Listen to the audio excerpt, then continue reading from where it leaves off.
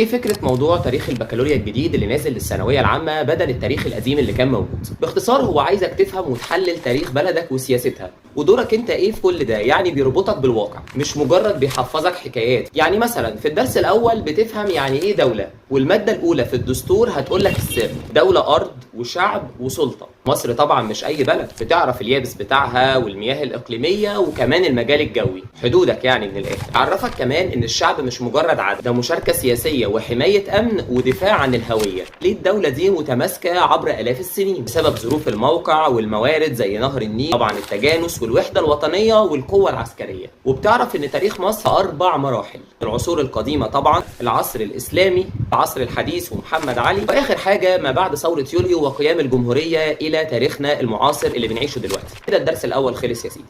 ايه فكرة موضوع تاريخ البكالوريا الجديد اللي نازل للثانوية العامة بدل التاريخ القديم اللي كان موجود؟ باختصار هو عايزك تفهم وتحلل تاريخ بلدك وسياستها، ودورك انت ايه في كل ده، يعني بيربطك بالواقع، مش مجرد بيحفظك حكايات. يعني مثلا في الدرس الأول بتفهم يعني ايه دولة، والمادة الأولى في الدستور هتقولك السر، دولة أرض وشعب وسلطة. مصر طبعا مش أي بلد، بتعرف اليابس بتاعها والمياه الإقليمية وكمان المجال الجوي، حدودك يعني من الآخر. عرفك كمان إن الشعب مش مجرد عدد، ده مشاركة سياسية وحماية أمن ودفاع عن الهوية. ليه الدولة دي متماسكة عبر آلاف السنين؟ بسبب ظروف الموقع والموارد زي نهر النيل، طبعا التجانس والوحدة الوطنية والقوة العسكرية. وبتعرف إن تاريخ مصر 4 مراحل: العصور القديمة طبعا، العصر الإسلامي، العصر الحديث ومحمد علي، وآخر حاجة ما بعد ثورة يوليو وقيام الجمهورية إلى تاريخنا المعاصر اللي بنعيشه دلوقتي. كده الدرس الأول خلص يا سيدي.